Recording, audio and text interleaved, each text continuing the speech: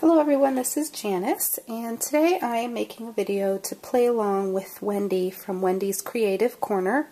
She is doing a challenge, and it is a sketch challenge. She wants us to go over to Jana Eubank's channel, or not channel, but her blog. She has a sketch, she has some sketches, and I downloaded, or yeah, put this on my downloads. Let's see if you can see that well now. This is the sketch that I chose to do. And again, that's from Jana Eubank. Jana Eubanks. I'll leave a link. And Wendy has a bunch of goodies that she is going to be awarding to someone on February 14th. And so this is, again, this is a video response to that. So let me show you what I did. First of all, it is a Christmas layout. It's still on Christmas. I have quite a bit to go. This paper came from, oh goodness, this cold is awful. It's the Very Merry stack from K & Company. And so I used 3 different papers from this. I got this from Target, and my nose is up. Okay, so here's a 12 by 12, and I need that widescreen, Melissa, that wide angle lens that you got for your flip. I really liked that. That's Melissa from Hearts 1217. She got a wide angle lens for her flip, and I'm thinking I would really like to have that. Okay, so here's the second piece. And this is a piece of craft cardstock from from Joann's, that I actually don't really like their craft, but I'm trying to use it up. Use what you have, right? That's what we're all saying to ourselves.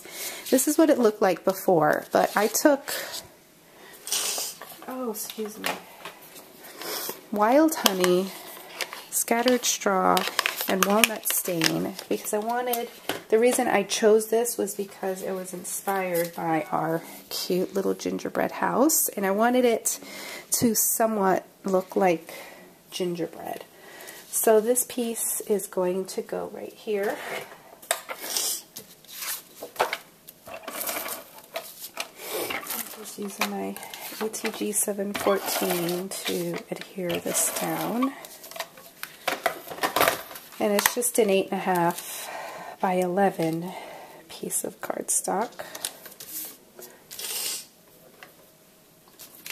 And then there's this piece right here, which also came from that same stack. And then I just went along the bottom with this EK Success scallop border punch.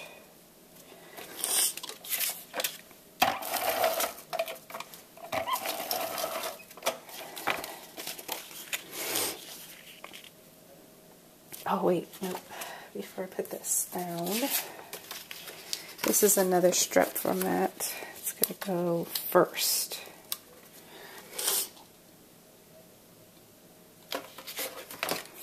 And I didn't, wait a minute here. I might be changing my mind. I kind of like that better than that. Alright, so, changing my mind.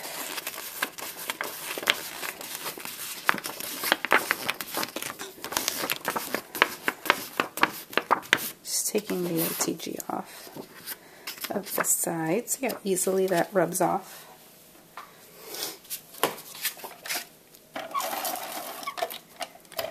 It's felt like this was too big of a pattern to go with this big pattern, so I just felt like this looked, it just struck me that was better. For me anyway, personally. And then we're going to add this one, and I just cut a little banner cut there. Alright, then I got these circles from Georgian Basic Shapes, and I cut them at 6, 4, and 3. And I ran them through, because I have a cuddle bug now, I ran them through as best as I could. You know, the whole thing didn't go through, because this is a big circle, 6-inch circle. So I'm not going to put these down just yet, as I got to figure out. And then I just double matted my photos. Let's see. This is our third annual gingerbread house. Love the way it turned out this year. That goes there. And this goes about here. I just kind of wanted them. And I ran this mat. I made this mat bigger than the others because I wanted this to be my focal point picture, because I just love his little face, and you can see he's eating candy, because that's his favorite part, of course, is eating the candy as we make the gingerbread house. And I also ran the mat through the Divine Swirl embossing folder.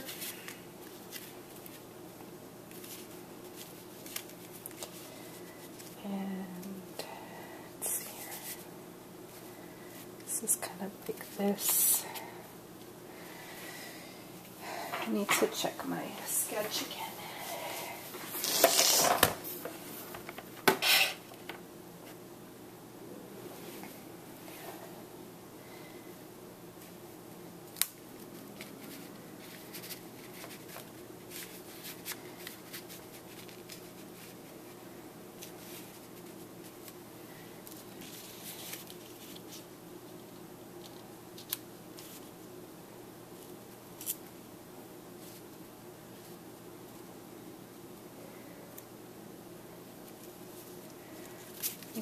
Sort of. Can't even hardly see that gingerbread paper. My craft cardstock, you can't even see it hardly. Okay. I just want to hide the ugly parts of that circle as best as I can.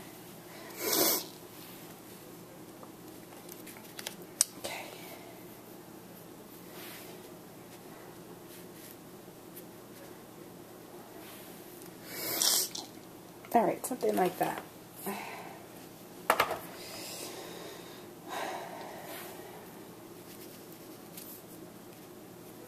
Just move it over like that.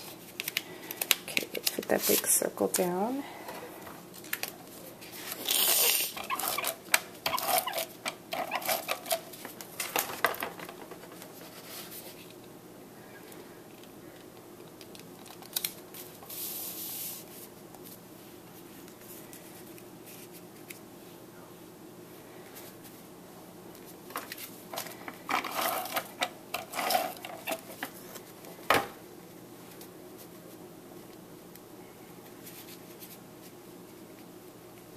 I probably should have cut that picture down more, but we'll just do what we gotta do here.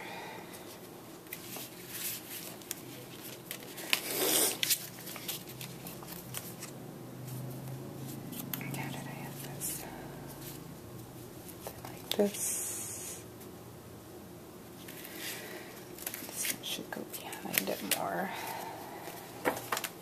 I didn't want to crop this one because in case the Christmas tree, you probably can't tell, is in the background of this photo back there. And I kind of wanted to keep that in there so you can see it kind of. And then, there we go.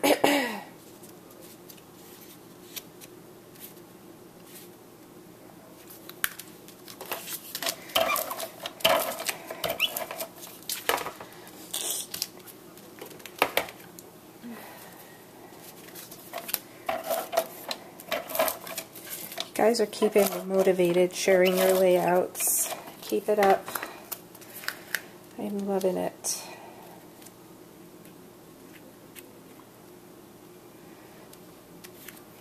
I'm so excited this Friday, or this Sunday, I mean, We are going to my friend Christy's house. She is having a Super Bowl party, but she said she didn't really care about Super Bowl. She just likes to watch the commercials. And I said, oh, great. I said, well, I don't really care about the Super Bowl either. I said, if I come over for your party, can we scrapbook? And she said, yeah. So there's a few of us that are going to scrapbook, including someone who hasn't scrapbooked. So it's exciting when you get somebody who's going to get started. So I'm excited. Now, sweet, the word sweet came from Create a Critter. And I cut it at 1.5 inches. And I'm going to do something to it. And it's pretty much it. That's my layout. But what I want to do is I want to get my Glossy Accents. And I wanted to do this last so that I wouldn't. I'm going to not only, hold on, it's clogged. This is what I do. I just stick a needle in there. A long time ago I thought it'd be a good idea to put a needle in it and leave it in there, and it did rust. So if you've ever wondered about that, that did happen to me, and it happened to my friend who I led to do that. And she scolded me. It's okay. I'm not saying it like I'm hurt about it, but she did. She was like, what'd you tell me to do that for? Now my Glossy Accents is rusted. So don't do that. Unless, I guess, maybe if it's surgical steel or, I don't know, something that doesn't, stainless steel. Do they make such a thing? Stainless steel stick pins. My Glossy Accents is clogged. That's why I'm having trouble here. There is a big little, like a big glob of it that keeps clogging it. What I want to do, oh wait, it's almost about to come out. There, I think I got it. This should help. Okay. So what I'm trying to do is just, actually, I think I'm just going to coat the whole thing with Glossy Accents, and then I'm going to sprinkle it with this stuff that looks like sugar.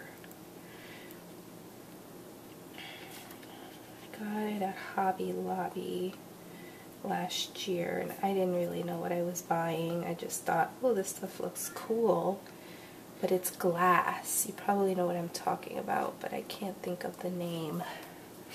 But I'll tell you in a second. Okay, so tap it down like that. Sometimes that helps keep it from clogging.